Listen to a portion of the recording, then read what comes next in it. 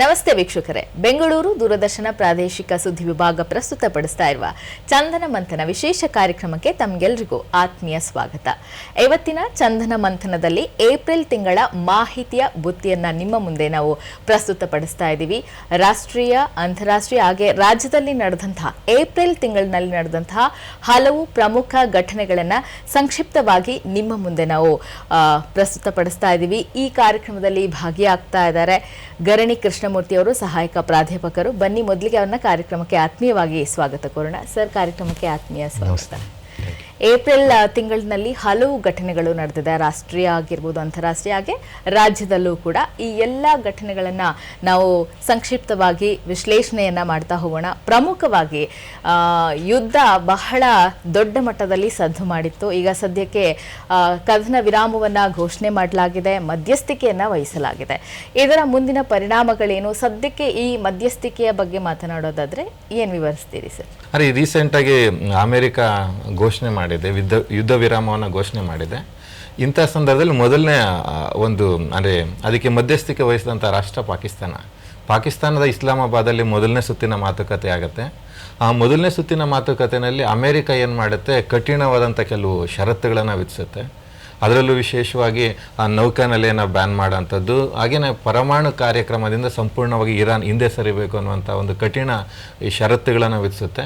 ಈ ಕಠಿಣ ಷರತ್ತುಗಳಿಗೆ ಇರಾನ್ ಅನ್ನುವಂಥದ್ದು ಒಪ್ಕೊಳ್ಳಲ್ಲ. ಆ ಕಾರಣಕ್ಕೆ ಮೊದಲನೇ ಸುತ್ತಿನ ಮಾತುಕತೆ ಏನು ಇಸ್ಲಾಮಾಬಾದಲ್ಲಿ ಆಗುತ್ತೆ ಅದು ಮುರಿದೋಗುತ್ತೆ. ಆ ನಂತರ ಅದು ಯುದ್ಧ ವಿರಾಮ ಕಂಟಿನ್ಯೂ ಮಾಡಿದ್ದಾರೆ ಟಾಕ್ಸ್, ಅಂದರೆ ಅವುಗಳ ಮಾತುಕತೆ ಮೂಲಕ. ಈಗ ಎರಡನೇ ಸುತ್ತಿನ ಮಾತುಕತೆಗೆ ಸಿದ್ಧತೆಯನ್ನು ನಡೆಸ್ತಾ ಇದ್ದಾರೆ. ಎರಡನೇ ಸುತ್ತಿನ ಮಾತುಕತೆಯಲ್ಲಿ ಅತ್ಯಂತ ಫಲಪ್ರದ ಆಯಿತು ಅಂತನಾದರೆ ಯುದ್ಧ ಅಂತ್ಯ ಆಗುತ್ತೆ. ಅದು ಬಹುತೇಕ ಜಾಗತಿಕ ಮಟ್ಟದಲ್ಲಿ ಎಲ್ಲರ ನಿರೀಕ್ಷೆ. ಅದು ಕೇವಲ ರಾಷ್ಟ್ರ ನಾಯಕರು ಅಥವಾ ಬೇರೆ ಯಾವುದೋ ರಾಜಕೀಯ ತಜ್ಞರ ಒಂದು ನಿರೀಕ್ಷೆ ಅಲ್ಲ, ಜನರ ಜೀವನ ಅನ್ನುವಂಥದ್ದು ಇವತ್ತು ಅಸ್ತವ್ಯಸ್ತ ಆಗಿದೆ. ಬಟ್ ಬೇಗ ಯುದ್ಧ ಮುಗಿಯಲಿ, ಇಲ್ಲಿಗೆ ನಿಲ್ಲಿ ಅನ್ನುವಂಥದ್ದು ಪ್ರತಿಯೊಬ್ಬರ ಆಶಯ. ಪಾಕಿಸ್ತಾನದ ಮಧ್ಯಸ್ಥಿಕೆಯಲ್ಲಿ ಈಗ ಎರಡನೇ ಸುತ್ತಿನ ಮಾತುಕತೆ ನಡೀತಾ ಇದೆ.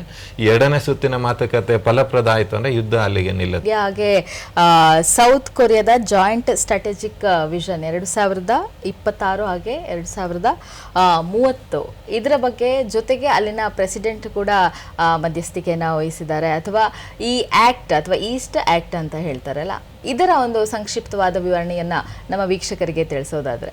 ಮೇಡಮ್, ರೀಸೆಂಟಾಗಿ ಲಾಸ್ಟ್ ಮಂತ್ ಎಲ್ಲ ನಾವು ನೋಡಿದಾಗ ಅಮೆರಿಕ ಜೊತೆಗೆ ಟ್ರೇಡ್ ಡೀಲ್ ಆಯಿತು. ಅದರಲ್ಲೂ ವಿಶೇಷವಾಗಿ ಯುರೋಪಿಯನ್ ಯೂನಿಯನ್ ಜೊತೆ ಟ್ರೇಡ್ ಡೀಲ್ ಆಯಿತು. ಈಗ ಮತ್ತೊಂದು ಇನ್ನು ಇದಕ್ಕೆ ನಾವು ಅಣಿ ಆಗ್ತಾ ಇದ್ದೀವಿ. ಅಂದರೆ ಆಲ್ರೆಡಿ ಒಪ್ಪಂದ ಆಗಿದೆ. ಯಾವುದು ಅಂತಂದರೆ ಸೌತ್ ಕೊರಿಯಾ, ದಕ್ಷಿಣ ಕೊರಿಯಾ ಜೊತೆ. ಅಂದರೆ ದಕ್ಷಿಣ ಕೊರಿಯಾದ ಅಧ್ಯಕ್ಷರು ನಮ್ಮ ಭಾರತಕ್ಕೆ ಭೇಟಿ ನೀಡಿದರು, ಲೀ ಜೆ ಮ್ಯೂಂಗ್ಯೂ ಅಂತ ಹೇಳ್ಬಿಟ್ಟು. ಅವರು ಭೇಟಿ ನೀಡಿದಂಥ ಸಂದರ್ಭದಲ್ಲಿ ವಿಶೇಷವಾಗಿ ಸೌತ್ ಕೊರಿಯಾ ಯಾಕೆ ಭಾರತಕ್ಕೆ ಇವತ್ತು ಇಂಪಾರ್ಟೆಂಟ್ ಆಗ್ತಿದೆ ಅಂತಂದರೆ, ಸೌತ್ ಕೊರಿಯಾ ನೀವು ಈ ಸೆಮಿ ಕಂಡಕ್ಟರ್ ಫೀಲ್ಡ್ ಇವತ್ತು ಜಾಗತಿಕ ಮಟ್ಟದಲ್ಲಿ ಹೆಚ್ಚಿನ ಒಂದು ಮಹತ್ವವನ್ನು ಪಡೀತಾ ಇರೋದು. ಇವತ್ತು ಭಾರತ ಸಾಫ್ಟ್ವೇರಲ್ಲಿ ನಾವು ನೋಡಿರ್ಬೋದು, ಸಾಫ್ಟ್ವೇರ್ ಹಬ್ ಅಂತೇಳಿ ನಾವು ಕರಿತೀವಿ ಭಾರತವನ್ನು. ಅಂದರೆ 1991 ನಂತರ ಭಾರತ ಅನ್ನುವಂಥದ್ದು ಈ ಸಾಫ್ಟ್ವೇರ್ ಹಬ್ ಆಗಿ ಕನ್ವರ್ಟ್ ಆಗುತ್ತೆ. ಆದರೆ ಇತ್ತೀಚೆಗೆ ಏನಾಗ್ತಿದೆ ಅಂದರೆ, ಮುಂದಿನ ಭವಿಷ್ಯ ಅನ್ನುವಂಥದ್ದು ಸೆಮಿ ಕಂಡಕ್ಟರ್ ಫೀಲ್ಡ್. ಈ ಸೆಮಿ ಕಂಡಕ್ಟರ್ ಫೀಲ್ಡಲ್ಲಿ ಭಾರತವನ್ನು ಒಂದು ಜಾಗತಿಕ ಶಕ್ತಿ ಕೇಂದ್ರವನ್ನಾಗಿ ಮಾಡಬೇಕು ಅನ್ನುವಂಥದ್ದು ನಮ್ಮ ಈ ವಿಕಸಿತ ಭಾರತ 2047 ಇದೆಯಲ್ಲ, ಇದರ ಒಂದು ಆಶಯ. ಅದಕ್ಕೆ ಈ ಸೆಮಿ ಕಂಡಕ್ಟರ್ ಅನ್ನುವಂಥ ರೋಲ್ ಪ್ಲೇಯಿಂಗ್ ಆಗುತ್ತೆ. ಇವತ್ತು ತೈವಾನು ಮತ್ತು ಚೀನಾದಲ್ಲಿ ಅದು ಮೇಜರ್ ಆಗಿರೋ ಕಾರಣಕ್ಕಾಗಿ ಭಾರತ ಅಂದರೆ ಇವತ್ತು ಚೈನಾದ ಒಂದು ನಡೆ ಅನ್ನುವಂಥದ್ದು ಒಂಥರ ಯಾರೂ ಸಹ ನಂಬಲಿಕ್ಕೆ ಸಾಧ್ಯ ಇಲ್ಲ. ಯಾರೂ ಸಹ ಚೈನಾನ ನಂಬದಂಥ ಸ್ಥಿತಿನಲ್ಲಿ ಅವರು ಬೇರೆ ರಾಷ್ಟ್ರವನ್ನು ಹುಡುಕ್ತಾ ಇದ್ದಾರೆ ಇಂತಹ ಒಂದು ಸೆಮಿ ಕಂಡಕ್ಟರ್ಗೆ. ಈಗ ಭಾರತಕ್ಕೆ ಅದು ಗ್ಲೋಬಲ್ ಆಪರ್ಚುನಿಟೀಸ್ ಕ್ರಿಯೇಟ್ ಆಗ್ತಾ ಇದೆ. ಈ ಸೆಮಿ ಕಂಡಕ್ಟರ್ ಫೀಲ್ಡಲ್ಲಿ ವಿಶೇಷವಾದಂಥ ಒಂದು ಅಗ್ರಿಮೆಂಟ್ ಆಗಿದೆ, ಯಾವುದು ಸೌತ್ ಕೊರಿಯಾ ಜೊತೆಗೆ ನಮ್ಮ ಇಂಡಿಯಾದಲ್ಲಿ ಶಿಪ್ ಬಿಲ್ಡಿಂಗ್ ಅಂತ ಕರಿತೀವಿ, ಅಡುಗು ತಾಣಗಳು ಅಥವಾ ಬಂದರುಗಳನ್ನು ನಿರ್ಮಾಣ ಈ ಎರಡೂ ನಿಟ್ಟಿನಿಂದ ಈ ದಕ್ಷಿಣ ಕೊರಿಯಾ ಮತ್ತು ಭಾರತ ನಡುವೆ ಈ ಒಂದು ಕಾಂಪ್ರಹೆನ್ಸಿವ್ ಟ್ರೇಡ್ ಪಾರ್ಟ್ನರ್ಶಿಪ್ ಅಗ್ರಿಮೆಂಟ್ ಅಂತೇಳಿ ನಾವು ಕರಿತೀವಿ. ಈ ಕಾಂಪ್ರಹೆನ್ಸಿವ್ ಟ್ರೇಡ್ ಪಾರ್ಟ್ನರ್ಶಿಪ್ ಅಗ್ರಿಮೆಂಟಲ್ಲಿ ಏನು ಮಾಡ್ತೀವಿ ನಾವು, ಟ್ಯಾರಿಫ್ಸನ್ನು ಮ್ಯೂಚುವಲಿ ನಾವೇನು ಟ್ಯಾರಿಫ್ಸ್ನ ಸುಂಕಗಳನ್ನು ಹಾಕ್ತೀವಿ. ಎರಡು ರಾಷ್ಟ್ರಗಳು ಸಂಪೂರ್ಣವಾಗಿ ಸುಂಕಗಳನ್ನು ತೆರವುಗೊಳಿಸುವ ಮೂಲಕ ರಾಷ್ಟ್ರಗಳ ನಡುವೆ ಮುಕ್ತ ಮುಕ್ತ ವ್ಯಾಪಾರಕ್ಕೆ ಅವಕಾಶನ ಮಾಡಿಕೊಡ್ತಾರೆ. ಅದರಲ್ಲೂ ವಿಶೇಷವಾಗಿ ಭಾರತ ಮತ್ತು ಸೌತ್ ಕೊರಿಯಾ ನಡುವೆ ಈ ಸೆಮಿಕಂಡಕ್ಟರ್ಗೆ ಏನು ನೆರವು ಬೇಕು, ಸೆಮಿಕಂಡಕ್ಟರ್ ರಿಲೇಟೆಡ್ ನೆರವನ್ನು ಇಲ್ಲಿ FDI ಮಾಡುತ್ತೆ. ಜೊತೆಗೆ ಅಡುಗು ನಿರ್ಮಾಣ ಕೇಂದ್ರಗಳಿಗೆ ಅದು ನೆರವನ್ನು ನೀಡುವಂಥದ್ದು ಈ ಒಂದು ಅಗ್ರಿಮೆಂಟ್ನ ವಿಶೇಷ ಆಶಯ ಆಗಿದೆ. ಓಕೆ, ಈಗ ಚಂದ್ರಯಾನ 2 ಕೂಡ ಸದ್ದನ್ನ ಮಾಡ್ತಾ ಇದೆ, ಇತಿಹಾಸವನ್ನ ಕೂಡ ನಿರ್ಮಾಣ ಮಾಡ್ತಾ ಇದೆ. ಏನಿದು ವಿಶೇಷ ಸರ್? ಎಸ್, ಚಂದ್ರಯಾನ ಅನ್ನುವಂಥದ್ದು ಮೊದಲ ಬಾರಿಗೆ ಅಮೆರಿಕವನ್ನು ಬಿಟ್ಟು ಅಮೆರಿಕದ ಹೊರಗಡೆ ಉಡಾವಣೆ ಆದಂಥ ಒಂದು ಮೊದಲ ಒಂದು ಚಂದ್ರಯಾನ. ಅದು ಮಾನವನನ್ನು ಚಂದ್ರನಿಗೆ ಕಳಿಸುವಂಥ ಒಂದು ಅಭಿಯಾನ. ಇವತ್ತು ಕೆನಡಾದಲ್ಲಿ ಫ್ಲೋರಿಡಾದಿಂದ ಒಂದು ಬಾಹ್ಯಾಕಾಶ ನೌಕೆ ಅದು ಉಡಾವಣೆ ಆಗುತ್ತೆ. ಆರ್ಟೆಮಿಸ್ ಅನ್ನುವಂಥ ಬಾಹ್ಯಾಕಾಶ ನೌಕೆ ಅದು ಉಡಾವಣೆ ಆಗುತ್ತೆ. ಅದು ಕೆನಡಾದ ಫ್ಲೋರಿಡಾಯಿಂದ ಫಸ್ಟ್ ಟೈಮ್ ನಾಸಾ ಮಿಷನ್ನೇ ಅದು ಕೆನಡಾದ ಫ್ಲೋರಿಡಾಯಿಂದ ಲಾಂಚ್ ಆಗುತ್ತೆ. ಅದು 4 ಜನ ಗಗನಯಾತ್ರಿಗಳು ಅದನ್ನು ಒತ್ತೊಯ್ತಾರೆ. ಅದರಲ್ಲಿ ವಿಶೇಷವಾಗಿ ರೀಡ್ ವೈಸ್ಮನ್ ಅನ್ನುವಂಥವ್ರು ಒಬ್ಬರು, ಹಾಗೆಯೇ ವಿಕ್ಟರ್ ಗ್ಲೋವರ್ ಅಂತೇಳಿ, ಹಾಗೆಯೇ ಕ್ರಿಸ್ಟಿವಾ ಕೋಚ್ ಅಂತೇಳಿ, ಜೆರೆಮಿ ಆನ್ಸನ್ ಅಂತೇಳಿ 4 ಜನರನ್ನು ಇದು ಕೊಂಡೊಯ್ಯುತ್ತೆ. ಇಲ್ಲಿ ವಿಶೇಷವಾಗಿ ಏನಂತಂದರೆ ವಿಕ್ಟರ್ ಗ್ಲೋವರ್ ಅನ್ನುವಂಥವ್ರು ಮೊದಲ ಇನ್ನು ಶ್ವೇತವರ್ಣೀಯ ಬಿಟ್ಟು ಕಪ್ಪು ವರ್ಣೀಯ ವ್ಯಕ್ತಿ ಇವತ್ತು ಚಂದ್ರನ ಮೇಲೆ ಹೋಗಿರೋಂಥದ್ದು. ಇನ್ನು ವಿಶೇಷವಾಗಿ ಕ್ರಿಸ್ಟಿನಾ ಕೋಚ್ ಅಂತ ಹೇಳ್ಬಿಟ್ಟು ಚಂದ್ರಯಾನ ಮಾಡ್ತಿರುವಂಥ ಮೊದಲ ಮಹಿಳೆ.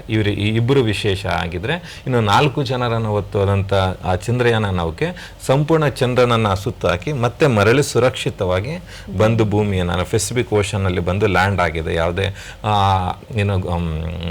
ಯಾವುದೇ ರೀತಿಯಾದಂಥ ತೊಂದರೆ ಆಗದೆ ಸುರಕ್ಷಿತವಾಗಿ ಬಂದು ಅದು ಭೂಮಿಯನ್ನು ತಲುಪಿದೆ. ಈಗ ಈ ಒಂದು ಯಶಸ್ಸು ನಾವು ಚಂದ್ರಯಾನ 3 ಆರ್ಟೆಮಿಸ್ ಮಿಷನ್ 3 ಅಂತೇಳಿ ನಾವು ಪ್ಲಾನ್ ಮಾಡ್ತಾ ಇದ್ದಾರೆ. ಅದೇನಂತಂದರೆ ವಿಶೇಷವಾಗಿ ಚಂದ್ರನ ದಕ್ಷಿಣ ಧ್ರುವದಲ್ಲಿ ನಾವು ಲ್ಯಾಂಡ್ ಮಾಡಬೇಕು ಅಂತೇಳಿ. ದಕ್ಷಿಣ ಧ್ರುವ ಯಾಕೆ ಇಂಪಾರ್ಟೆಂಟ್ ಆಗುತ್ತೆ ಅಂದರೆ ಅಲ್ಲಿ ಹಿಮಗಡ್ಡೆಗಳಿದ್ದಾವೆ, ಜೊತೆಗೆ ನೀರಿದೆ ಅನ್ನುವಂಥದ್ದಿದೆ, ಜೊತೆಗೆ ಇನ್ನೊಂದು ಹೈಡ್ರೋಜನ್ ಅಲ್ಲಿ ಸಿಗುತ್ತೆ ಅನ್ನುವಂಥ ಒಂದು ಮಾಹಿತಿ ನಮಗಿದೆ. ಯಾಕೆಂದರೆ ಅಲ್ಲಿ ಸುಮಾರು ಸಾವಿರಾರು ವರ್ಷಗಳಿಂದ ಅಲ್ಲಿ ಸೂರ್ಯನ ಕಿರಣಗಳೇ ಬಿದ್ದಿಲ್ಲದಂಥ ಒಂದು ಚಂದ್ರನ ಭಾಗ ದಕ್ಷಿಣ ಧ್ರುವ. ಅದು ವಿಶೇಷ ಏನಂತಂದರೆ ಭಾರತ ಅದರಲ್ಲಿ ಲ್ಯಾಂಡ್ ಮಾಡಿದೆ. ಭಾರತ ಅಲ್ಲಿ ಹೋಗಿ ತಲುಪಿರುವಂಥ ಮೊದಲ ರಾಷ್ಟ್ರ, ಆ ಚಂದ್ರನ ದಕ್ಷಿಣ ಧ್ರುವವನ್ನು ತಲುಪಿರುವಂಥ ಮೊದಲ ರಾಷ್ಟ್ರ ಭಾರತ ಆಗಿದೆ. ಅಲ್ಲಿ ಮಾನವನ ನಾವು ಇಳಿಸಬೇಕು ಅನ್ನುವಂಥದ್ದು ಆರ್ಟೆಮಿಸ್ 3 ಮಿಷನ್ ಒಂದು ಉದ್ದೇಶ ಆಗಿದೆ. ಆ ನಿಟ್ಟಿನಿಂದ ಆರ್ಟೆಮಿಸ್ 2 ಅನ್ನುವಂಥದ್ದು ಯಶಸ್ವಿ ಆಗಿದೆ. ಈ ನಿಟ್ಟಿನಿಂದ ಮುಂದಿನ ಒಂದು ಪ್ರಯತ್ನ ಆರ್ಟೆಮಿಸ್ 3 ಅನ್ನುವಂಥದ್ದು ಪ್ರಗತಿಯಲ್ಲಿದೆ. ಅದಕ್ಕೆ ಇದು ಪೂರಕ ಆಗುತ್ತೆ. ಓಕೆ, ಈಗ ನಾವು ದೇಶದ ಕಡೆಗೆ ಬರೋಣ. ಈಗಾಗಲೇ ಗಮನಿಸಬಹುದು 4 ರಾಜ್ಯಗಳಲ್ಲಿ ಹಾಗೆ ಒಂದು ಕೇಂದ್ರಾಡಳಿತ ಪ್ರದೇಶದಲ್ಲಿ ಚುನಾವಣೆಗಳು ನಡೀತಾ ಇದೆ. ಫಲಿತಾಂಶಕ್ಕೂ ಕೂಡ ಅಷ್ಟೇ ವೇಟ್ ಅನ್ನ ಮಾಡ್ತಿದ್ದಾರೆ. ಏನಾಗ್ಬೋದು, ಹೊಸ ಬದಲಾವಣೆಗಳು ಹೊಸ ರಾಜ್ಯದಲ್ಲಿ ಅನ್ನೋದನ್ನ ಕುತೂಹಲದಿಂದ ಕಾಯ್ತಾ ಇದ್ದಾರೆ. ಸೊ ಈ ಚುನಾವಣೆ ಯಾವ ರೀತಿ ವಿಶ್ಲೇಷಣೆ ಮಾಡ್ತೀರಿ ಸರ್? ಈ ಒಂದು ಚುನಾವಣೆ ವಿಶೇಷತೆ ಏನಂತ ಅಂದರೆ, ನೀವು 4 ರಾಜ್ಯಗಳು, ಯಾವ 4 ರಾಜ್ಯಗಳು? ಅಸ್ಸಾಂ, ತಮಿಳುನಾಡು, ಕೇರಳ ಮತ್ತು ಪಶ್ಚಿಮ ಬಂಗಾಳ. ನಾವು ಅಸ್ಸಾಂ ಅನ್ನೋದನ್ನು ಒಂದನ್ನ ಬಿಟ್ಟರೆ ಕೇರಳ ತಗೊಳ್ಳಿ, ಪಶ್ಚಿಮ ಬಂಗಾಳ ತಗೊಳ್ಳಿ, ಮತ್ತೆ ತಮಿಳುನಾಡು ತಗೊಳ್ಳಿ, ಇಲ್ಲಿ ರಾಷ್ಟ್ರೀಯ ಪಕ್ಷಗಳಿಗಿಂತ ಪ್ರಾದೇಶಿಕ ಪಕ್ಷಗಳ ಒಂದು ಪ್ರಾತಿನಿಧ್ಯ ಅಥವಾ ಅವುಗಳ ಪ್ರಾಬಲ್ಯನೇ ಜಾಸ್ತಿ. ಇಲ್ಲಿ ಯಾವುದೇ ರಾಜಕೀಯ ಪಕ್ಷ ಸ್ವತಂತ್ರವಾಗಿ ರಾಜಕೀಯನ ಮಾಡಲಿಕ್ಕೆ ಸಾಧ್ಯ ಆಗದೆ ಇರುವಂತಹ ಒಂದು ರಾಜ್ಯಗಳು ಈಗ ಚುನಾವಣೆ ನಡೀತಿರುವಂಥದ್ದು. ಇದು ಮುಂದಿನ ಭವಿಷ್ಯದ ದೃಷ್ಟಿಯಿಂದ ಪ್ರಾದೇಶಿಕತೆಗೆ, ಪ್ರಾದೇಶಿಕ ಪಕ್ಷಗಳ ಅಸ್ತಿತ್ವಕ್ಕೆ, ಹಾಗೆಯೇ 2029ರಲ್ಲಿ ಆಗುವಂತಹ ಲೋಕಸಭಾ ಚುನಾವಣೆಗೆ ಒಂದು ಮಾರ್ಗಸೂಚಿ ಅಂತ ನಾವು ಕರಿಬೋದು. ಏಕೆಂದರೆ ಇದು ಬೇರೆ ರಾಜ್ಯಗಳ ಚುನಾವಣೆ ಅಂತಂದ್ರೆ ರಾಷ್ಟ್ರೀಯ ಪಕ್ಷಗಳ ಒಂದು ಪ್ರಾಬಲ್ಯ ಪ್ರಮುಖವಾಗಿರುತ್ತೆ. ಈ ಒಂದು ಚುನಾವಣೆಯಲ್ಲಿ ಅಸ್ಸಾಂ ಸಣ್ಣ ರಾಜ್ಯ ಆಗುತ್ತೆ. ಇನ್ನು ಪ್ರಮುಖವಾಗಿ ತಮಿಳುನಾಡು, ಕೇರಳ ಮತ್ತೆ ಯಾವುದು ಪಶ್ಚಿಮ ಬಂಗಾಳ ಅನ್ನುವಂಥದ್ದು ಬೃಹತ್ ರಾಜ್ಯಗಳು. ಅದನ್ನು ಬಿಟ್ಟು ಪುದುಚೇರಿ ಅನ್ನುವಂಥದ್ದು 5 ರಾಜ್ಯಗಳು, ಅಂದರೆ ಕೇಂದ್ರಾಡಳಿತ ಪ್ರದೇಶನ ತಗೊಂಡ್ರೆ 5 ರಾಜ್ಯಗಳಲ್ಲಿ ನಡೀತಿರುವಂಥ ಒಂದು ವಿಶೇಷ ಚುನಾವಣೆ. ಅದು 2026ರಲ್ಲಿ, 2027ರಲ್ಲಿ ಚುನಾವಣೆಗಳಾಗುತ್ತೆ, ಮತ್ತು 7 ರಾಜ್ಯಗಳಲ್ಲಿ ಚುನಾವಣೆ ಆಗುತ್ತೆ. ಅದಕ್ಕೆ ಒಂದು ಮಾರ್ಗಸೂಚಿ ಅಂತ ನಾವು ಹೇಳ್ಬೋದು ಈ ಒಂದು ಚುನಾವಣೆ. ಜೊತೆಗೆ ಇದು ಈಗ ಇನ್ನೊಂದು ಚರ್ಚೆ ಆಗ್ತಿದೆ. ಯಾವುದು ನಾವು ಡಿಲಿಮಿಟೇಷನ್ ಕಮಿಷನ್ ಬಂದು ಲೋಕಸಭಾ ಕ್ಷೇತ್ರಗಳ ಸಂಖ್ಯೆ ಜಾಸ್ತಿ ಆಗುತ್ತೆ, ಅಲ್ಲಿ ಉತ್ತರದ ಪ್ರಾತಿನಿಧ್ಯ ಹೆಚ್ಚಾಗುತ್ತೆ ಅನ್ನುವಂಥ ಈ ಒಂದು ಚರ್ಚೆಗಳ ನಡುವೆ ಈ ಒಂದು ಚುನಾವಣಾ ಫಲಿತಾಂಶ ಅದಕ್ಕೆ ಒಂದು ಉತ್ತರನೂ ಆಗ್ಬೋದು ಅನ್ನುವಂಥ ಕುತೂಹಲನೂ ನಮಗಿದೆ. ಯಾಕೆಂದರೆ ಇಲ್ಲಿ ದಕ್ಷಿಣ ಭಾರತ ಅಂತಂದರೆ ಇವತ್ತಿಗೂ ಸಹ ದಕ್ಷಿಣ ಭಾರತದಲ್ಲಿ ಪ್ರಾದೇಶಿಕ ಪಕ್ಷಗಳ ಪ್ರಾಬಲ್ಯ ಅನ್ನುವಂಥದ್ದು ಪ್ರಮುಖವಾಗಿರೋ, ಅದರಲ್ಲೂ ವಿಶೇಷವಾಗಿ ಕೇರಳ ಮತ್ತು ತಮಿಳುನಾಡು ಅನ್ನುವಂಥದ್ದು ಪ್ರಾದೇಶಿಕತೆಯ ಒಂದು ಅದು ಪ್ರಾದೇಶಿಕತೆನೇ ಅನ್ನೋ ಮಟ್ಟಕ್ಕೆ ಇದೆ. ಈಗ ತಮಿಳುನಾಡಲ್ಲಿಯೂ ಸಹ ಪ್ರಾದೇಶಿಕ ಪಕ್ಷ ಪ್ರಬಲವಾಗಿದೆ, ಅಲ್ಲಿ ಅಸ್ತಿತ್ವನೇ ಇಲ್ಲ. ಯಾವುದು ರಾಷ್ಟ್ರೀಯ ಪಕ್ಷಗಳಿಗೆ. ಕೇರಳದಲ್ಲೂ ಸಹ ಅಸ್ತಿತ್ವನೇ ಇಲ್ಲ. ಇಂತಹ ಸಂದರ್ಭದಲ್ಲಿ ಈ ಪ್ರಾದೇಶಿಕ ಪಕ್ಷಗಳ ಪ್ರಾಬಲ್ಯ ಮುಂದುವರಿಯುತ್ತಾ, ರಾಷ್ಟ್ರೀಯ ಪಕ್ಷಗಳು ತಮ್ಮ ಅಸ್ತಿತ್ವವನ್ನು ಕಂಡುಕೊಳ್ತಾವ, ಅಥವಾ ರಾಷ್ಟ್ರೀಯ ಪಕ್ಷಗಳು ತಮ್ಮ ಅಸ್ತಿತ್ವವನ್ನು ಕಂಡುಕೊಂಡ್ರೆ ಯಾವ ಮಟ್ಟದಲ್ಲಿ ಅವು ತಮ್ಮ ಪ್ರಗತಿಯನ್ನು ಕಾಣ್ತವೆ ಅನ್ನುವಂಥದ್ದು ವಿಶೇಷವಾಗುತ್ತೆ. ಜೊತೆಗೆ ಎರಡು ರಾಷ್ಟ್ರೀಯ ಪಕ್ಷಗಳಿಗೂ ಸಹ ಇದು ಸವಾಲಾಗಿದೆ. ಜೊತೆಗೆ ಮೋದಿ ಸರ್ಕಾರಕ್ಕೆ ಒಂದು ಮನೋಬಲವನ್ನು ತುಂಬುವಂತ ನಿಟ್ಟಿನಿಂದ ಏನಾದ್ರು ಪ್ರಗತಿ ಆಗುತ್ತಾ, ಈ ಒಂದು ಜಾಗತಿಕ ಮಟ್ಟದ ಗೊಂದಲಗಳ ನಡುವೆ ಮತ್ತಷ್ಟು ಆತ್ಮಸ್ಥೈರ್ಯ ತುಂಬುವಂತಹ ಪ್ರಯತ್ನ ಈ ಒಂದು ಚುನಾವಣೆಯಲ್ಲಿ ಆಗುತ್ತಾ ಅನ್ನುವಂಥದ್ದು ಸಹ ಕೇಂದ್ರ ಸರ್ಕಾರದ ನಿರೀಕ್ಷೆ ಆಗಿದೆ.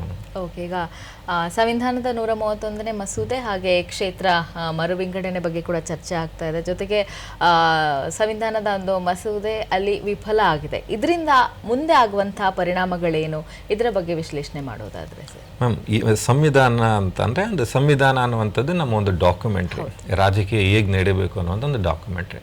ಅದಕ್ಕೆ ನಿರಂತರವಾಗಿ ಬದಲಾವಣೆ ಮಾಡ್ತೀವಿ. ಆ ಬದಲಾವಣೆನ ನಾವು ತಿದ್ದುಪಡಿ ಅಂತೇಳಿ ನಾವು ಕರಿತೀವಿ.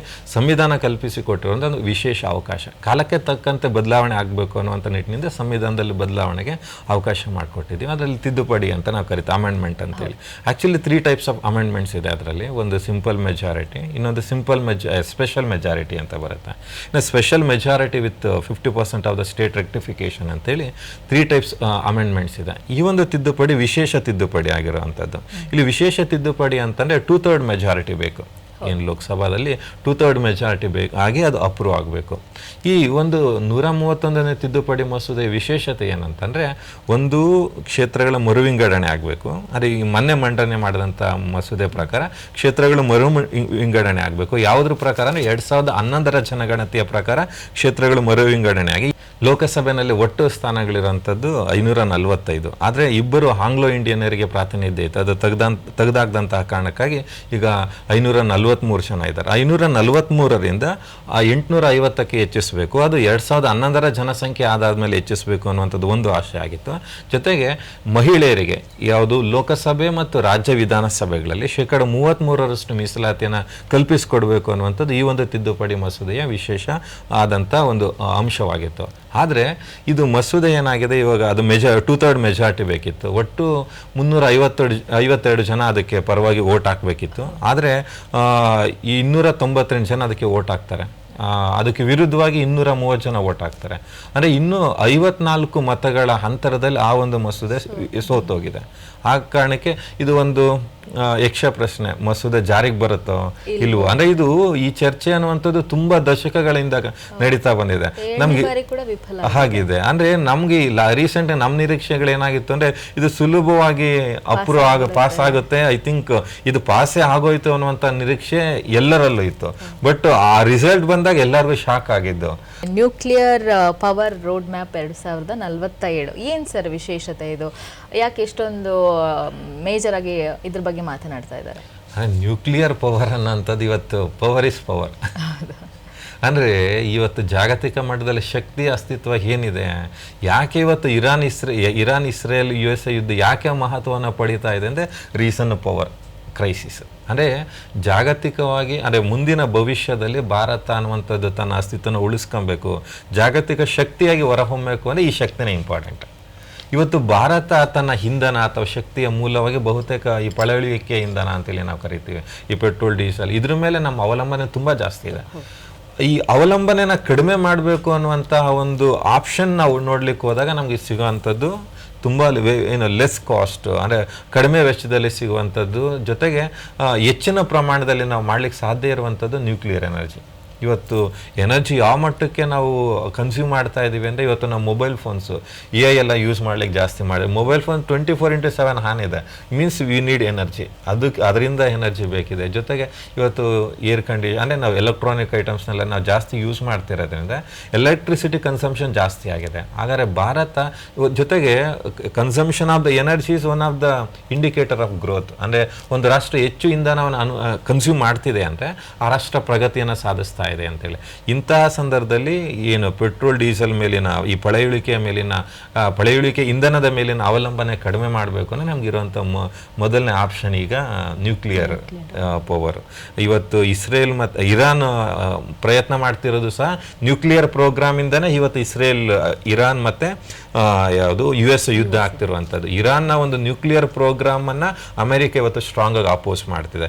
ರೀಸನ್ ಏನಂದ್ರೆ ಈ ನ್ಯೂಕ್ಲಿಯರ್ ಪ್ರೋಗ್ರಾಮ್ ಅಂದ್ರೆ ಈ ಪರಮಾಣು ಕಾರ್ಯಕ್ರಮ ಏನಾದ್ರು ಇರಾನ್ ಸಕ್ಸಸ್ ಆಯ್ತು ಅಂದ್ರೆ ಅವರು ಶಾಂತಿಯ ಉದ್ದೇಶಕ್ಕಿಂತ ಹೆಚ್ಚಾಗಿ ಅದನ್ನ ಯಾವುದು ಯುದ್ಧದ ಉದ್ದೇಶಕ್ಕೆ ಬಳಕೆ ಮಾಡಿದ್ರೆ ಆ ಒಂದು ಕೊಲ್ಲಿ ರಾಷ್ಟ್ರಗಳಲ್ಲಿ ಬಿಕ್ಕಟ್ಟಾಗತ್ತೆ ಅನ್ನುವಂಥದ್ದು. ಈಗ ಭಾರತ ಏನಂದ್ರೆ ನಮ್ಮಲ್ಲಿ ಈಗ 8.8 ಗಿಗಾವ್ಯಾಟ್ನಷ್ಟು ವಿದ್ಯುತ್ತನ್ನು ಪರಮಾಣು ವಿದ್ಯುತ್ತನ್ನು ಮಾಡ್ತಾ ಇದ್ದೀವಿ. 2047ರ ವೇಳೆಗೆ ಅದನ್ನು 100 ಗಿಗಾವ್ಯಾಟ್ಗೆ ನಾವು ಹೆಚ್ಚಿಸಬೇಕು ಅನ್ನುವಂಥದ್ದು ನಮ್ಮ ಒಂದು ಆಶಯ. ಇವತ್ತು ಭಾರತದಲ್ಲಿ ಯಾಕೆ ಅದು ಹೆಚ್ಚು ಮಹತ್ವವನ್ನು ಪಡೀತಾ ಇದೆ ಅಂದರೆ 3 ನಾವು ಯುರೇನಿಯಮ್ಮು, ಥೋರಿಯಮ್ಮು ಅಂತೇಳಿ ಇದು ಮಾಡ್ತೀವಿ. ಯುರೇನಿಯಂ ಅಂದರೆ ನಮ್ಮ ಇಂಡಿಯಾದಲ್ಲಿ ಏನಾಗಿದೆ, ಯಾವುದು ಥೋರಿಯಮ್ಮು ಈ ಜಾಗತಿಕವಾಗಿ ಏನು ಲಭ್ಯ ಇದೆಯಲ್ಲ, ನಮ್ಮಲ್ಲಿ ಯುರೇನಿಯಂ ಲಭ್ಯ ಇಲ್ಲ. ಯುರೇನಿಯಂ ಇಟ್ಕೊಂಡು ನಾವು ಪರಮಾಣು ವಿದ್ಯುತ್ತನ್ನು ಉತ್ಪಾದನೆ ಮಾಡ್ತಾ ಇದ್ದೀವಿ. ಆದರೆ ಅದನ್ನು ನಾವು ಬೇರೆ ರಾಷ್ಟ್ರಗಳ ಮೇಲೇ ಅವಲಂಬನೆ ಆಗಬೇಕಾಗತ್ತೆ. ಆದರೆ ರೀಸೆಂಟಾಗಿ ಬಾಬಾ ಆಟೋಮಿಕ್ ಎನರ್ಜಿ ರಿಸರ್ಚ್ ಏನು ಸೆಂಟರ್ ಏನಿದೆ ಒಂದು ಸಂಶೋಧನೆ ಮಾಡಿದೆ.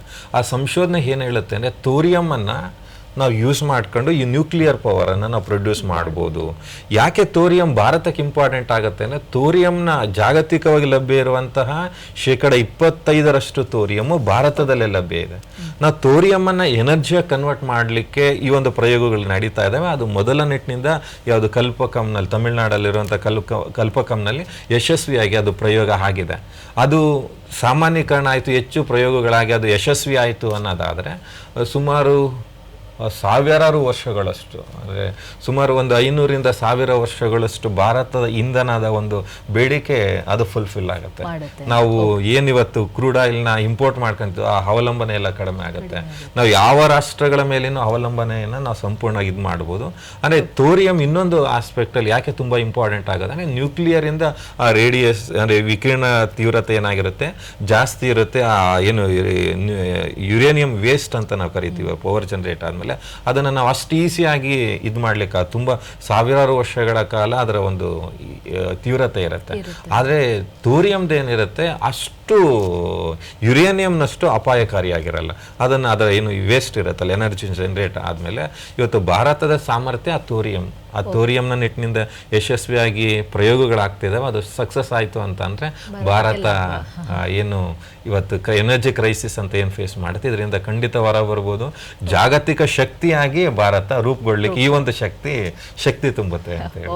ಈಗ ರಾಜ್ಯದ ಕಡೆಗೆ ಬರೋಣ. ರಾಜ್ಯದಲ್ಲಿ ನಡೆದಿರುವಂತಹ ಹಲವು ಪ್ರಮುಖ ಘಟನೆಗಳಿದೆ. ಅದರಲ್ಲಿ ಪ್ರಮುಖವಾಗಿ ಗಮನಿಸಬಹುದು SSLC 3ನೇ ಭಾಷೆಯ ಒಂದು ಹೈಕೋರ್ಟ್ ನೀಡಿರುವಂತಹ ತೀರ್ಪು. ಈ ತೀರ್ಪು ಯಾಕೆ ನೀಡಿತು, ಅದರ ಜೊತೆಗೆ ಪರ ವಿರೋಧದ ಚರ್ಚೆಗಳು ಕೂಡ ನಡೀತು ಸರ್. ಇದನ್ನ ವಿಶ್ಲೇಷಣೆ ಮಾಡೋದಾದ್ರೆ ಮೇಡಮ್, ಸರ್ಕಾರ ಏನ್ ಮಾಡ್ತು, ಈ ಥರ್ಡ್ ಲ್ಯಾಂಗ್ವೇಜ್ ಯೂಶಲಿ ನಮ್ದು ಥರ್ಡ್ ಲ್ಯಾಂಗ್ವೇಜ್ ಯಾವುದು ಹಿಂದಿ ಮತ್ತೆ ಸಾಂಸ್ಕ್ರಿಟ್.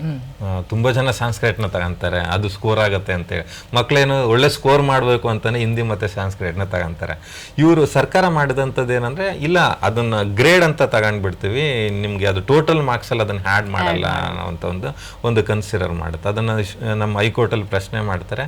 ಹೈಕೋರ್ಟ್ ಯಾಕೆ ಅದನ್ನು ಮಾಡ್ತೀರಿ, ಅದನ್ನ ಮಾಡದಾದ್ರೆ ಎಕ್ಸಾಮ್ ಏನಕ್ಕೆ ಮಾಡಬೇಕು, ಹಾಗಾದ್ರೆ ಅದಕ್ಕೆ ಪ್ರಾತಿನಿಧ್ಯ ಏನಿದೆ ಅಂದರೆ ಇದನ್ನ ಜಸ್ಟ್ ನಾವು ಗ್ರೇಡಿಂಗ್ ಅಂತ ಹೇಳಿ ಕನ್ಸಿಡರ್ ಮಾಡಿದಾಗ ಪ್ರಾಬ್ಲಮ್ ಏನಾಗುತ್ತೆ ಅಂದರೆ ಯೂಶಲಿ ಮಕ್ಕಳಿಗೆ ಗ್ರೇಡಿಂಗ್ ಅಲ್ವಾ ಬಿಡು, ಅದೇನು ಸ್ಕೋರ್ಗೆ ಆ್ಯಡ್ ಆಗಲ್ಲ ಅಂತೇಳಿ ನೆಗ್ಲಿಜೆನ್ಸ್ ಸ್ಟಾರ್ಟ್ ಆಗುತ್ತೆ.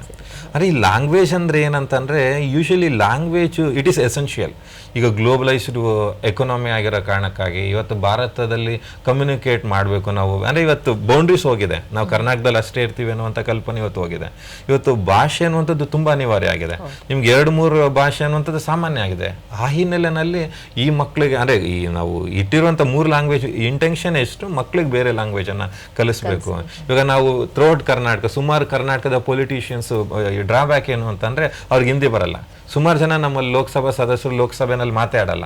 ಕಾರಣ ಅಂದರೆ ಅವ್ರು ಕನ್ನಡ ಬರುತ್ತೆ, ಹಿಂದಿ ಬರಲ್ಲ. ಹಿಂದಿನಲ್ಲಿ ಮಾತಾಡಿಲ್ಲ ಅಂದ್ರೆ ಅಲ್ಲಿ ಮುಂದೆ ಅಷ್ಟು ಎಫೆಕ್ಟಿವ್ ಆಗಲ್ಲ. ಆ ಫಿಯರ್ನೆಸ್ ಅನ್ನುವಂಥದ್ದು ಅಂದರೆ ಈ ಲ್ಯಾಂಗ್ವೇಜ್ ಬ್ಯಾರಿಯರ್ಸ್ ಇದ್ದಾಗ್ಬಿಡುತ್ತೆ. ಈ 3 ಲ್ಯಾಂಗ್ವೇಜ್ ಅನ್ನುವಂಥದ್ದು ಲ್ಯಾಂಗ್ವೇಜ್ ಬ್ಯಾರಿಯರ್ಸನ್ನು ರಿಮೂವ್ ಮಾಡುತ್ತೆ.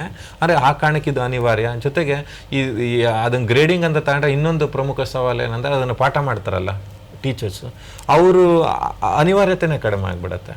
ಅವರ ಒಂದು ಮಕ್ಕಳಲ್ಲಿ ಕಲಿಕೆಯ ಒಂದು ಮನೋಪ್ರವೃತ್ತಿ ಅಂದರೆ ಅಂಕನ ಇವತ್ತು ಸಹ ತುಂಬ ಜನ ಮಕ್ಕಳು ಓದೋದು ಮಾರ್ಕ್ಸ್ ಬರುತ್ತೆ ಅನ್ನುವಂಥ ಕಾರಣಕ್ಕಾಗಿ ಅದಕ್ಕೆ ಮಾರ್ಕ್ಸೇ ಬರಲ್ಲ, ಸುಮ್ಮನೆ ಗ್ರೇಡಿಂಗ್ ಕನ್ಸಿಡರ್ ಮಾಡ್ತೀವಿ ಅನ್ನುವಂಥದ್ದು ಅದು ವಿರೋಧಗಳು ವ್ಯಕ್ತ ಆಯಿತು. ಆ ಹಿನ್ನೆಲೆಯಲ್ಲಿ ನಮ್ಮ ಹೈಕೋರ್ಟ್ ಏನು ಮಾಡ್ತು, ಇಲ್ಲ ನೀವು ಕೊಡೋದಾದರೆ ಅದನ್ನು ಮಾರ್ಕ್ಸಲ್ಲಿ ಕನ್ಸಿಡರ್ ಮಾಡಿ, ಯಾವುದೇ ಕಾರಣಕ್ಕೂ ಅದನ್ನು ಗ್ರೇಡಿಂಗ್ ಕೊಡಬೇಡಿ. ಜೊತೆಗೆ ನೀವೇನು ಅಂದರೆ ಈ ಅಂಕಗಳನ್ನು ಕೊಡಲಿಲ್ಲ ಅಂತಂದರೆ ಮಕ್ಕಳೆಲ್ಲ ಅದು ಓದೋ ಇಂಟ್ರೆಸ್ಟ್ ಕಡಿಮೆ ಆಗುತ್ತೆ. ನೀವು ಕನ್ಸಿಡರ್ ಮಾಡಿ ಅಂತೇಳಿ ಹೈಕೋರ್ಟ್ ಜಡ್ಜ್ಮೆಂಟನ್ನು ಕೊಡ್ತು. ಹಾಗಾಗಿ ಈಗ ಮೊನ್ನೆ ರಿಸಲ್ಟ್ ಬಂದಿದೆ, ಹುಡುಗರು ಖುಷಿಯಾಗಿದ್ದಾರೆ, ಅದನ್ನು ಮಾರ್ಕ್ಸಲ್ಲಿ ಕನ್ಸಿಡರ್ ಮಾಡಿದ್ದಾರೆ. ಪಶ್ಚಿಮ ಘಟ್ಟಗಳ ಒಂದು ಸುಸ್ಥಿರ ಟ್ರೆಕ್ಕಿಂಗ್ ಅಥವಾ ಸಸ್ಟೈನೇಬಲ್ ಟ್ರೆಕ್ಕಿಂಗ್ ಬಗ್ಗೆ ಕೂಡ ಮಾತುಕತೆ ಆಗ್ತಾ ಇದೆ. ಜೊತೆಗೆ ಕಾಳಿ ಟೈಗರ್ ರಿಸರ್ವ್ ಪ್ರದೇಶದಲ್ಲಿ ಯಾವ ರೀತಿಯ ನಿಯಮಗಳನ್ನು ಜಾರಿಗೆ ತಂದಿದ್ದಾರೆ ಅನ್ನೋದನ್ನ ತಿಳಿಸೋದಾದ್ರೆ ಸರ್. ಮೇಡಮ್, ಪಶ್ಚಿಮ ಘಟ್ಟಗಳನ್ನುವಂಥದ್ದು ನಮ್ಮ ಕರ್ನಾಟಕದ ಒಂದು ಅಂದರೆ ಜಾಗತಿಕ ಅಂದರೆ ಕರ್ನಾಟಕದ ಒಂದು ಗುರುತು. ಹೆಚ್ಚಿನ ಪಶ್ಚಿಮ ಘಟ್ಟಗಳು ಕರ್ನಾಟಕದಲ್ಲೇ.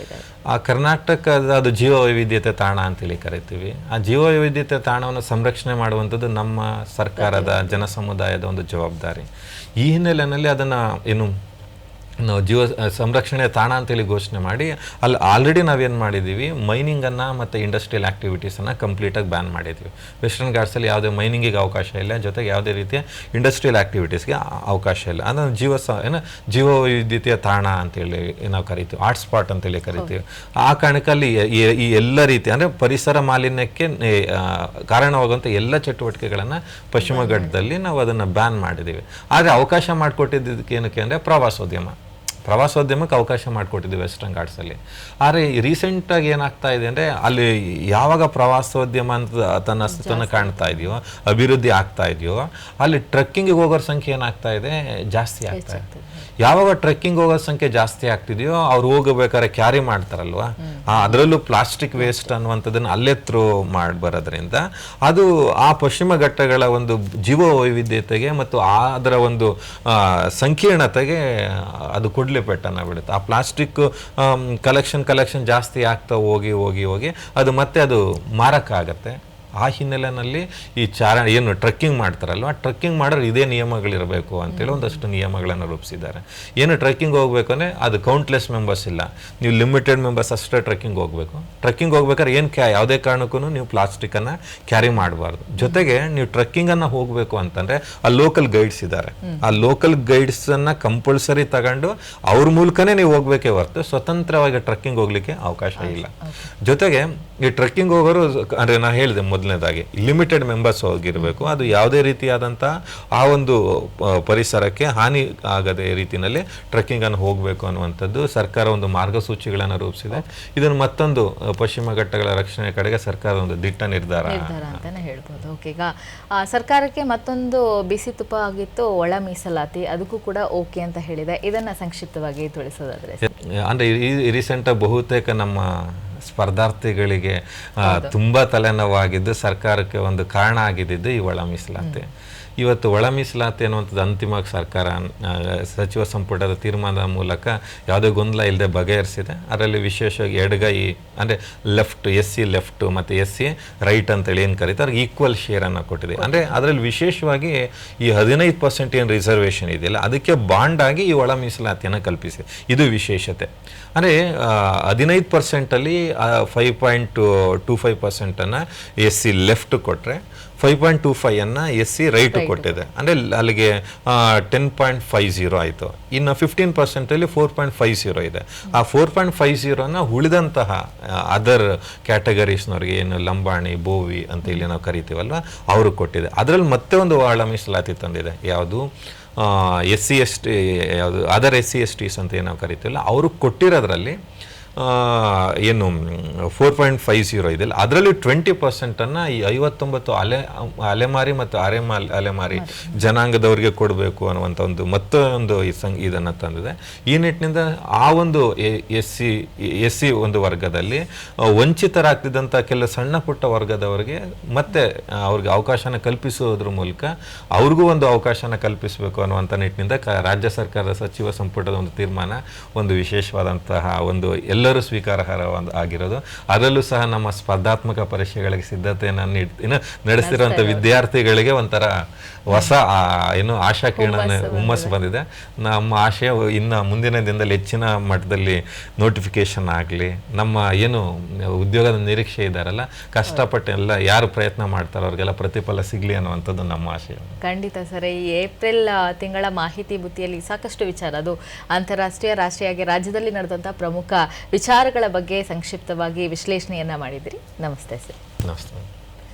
ವೀಕ್ಷಕರೇ, ಇದಾಗಿತ್ತು ಇವತ್ತಿನ ಚಂದನ ಮಂಥನ. ಏಪ್ರಿಲ್ ತಿಂಗಳಿನಲ್ಲಿ ನಡೆದಂತಹ ಹಲವು ಮಾಹಿತಿಯನ್ನು ಸಂಕ್ಷಿಪ್ತವಾಗಿ ನಿಮ್ಮ ಮುಂದೆ ಪ್ರಸ್ತುತಪಡಿಸಲಾಯಿತು. ಸತ್ಯ, ಸಮರ್ಥ ಹಾಗೂ ಸಂಪೂರ್ಣ ಸುದ್ದಿಗಾಗಿ ನೋಡ್ತಾ ಇರಿ ಚಂದನ ವಾರ್ತೆ. ನಮಸ್ಕಾರ. ಚಂದನ ಮಂಥನ ಕಾರ್ಯಕ್ರಮವನ್ನ ಸಾಮಾಜಿಕ ಜಾಲತಾಣಗಳಾದ ಯೂಟ್ಯೂಬ್, ಎಕ್ಸ್ ಖಾತೆ, ಇನ್ಸ್ಟಾಗ್ರಾಂ ಖಾತೆ, ಫೇಸ್ಬುಕ್ ಹಾಗೂ ಡಿಡಿ ಚಂದನ ವಾಟ್ಸ್ಆಪ್ ಚಾನೆಲ್ನಲ್ಲೂ ಕೂಡ ವೀಕ್ಷಿಸಬಹುದು.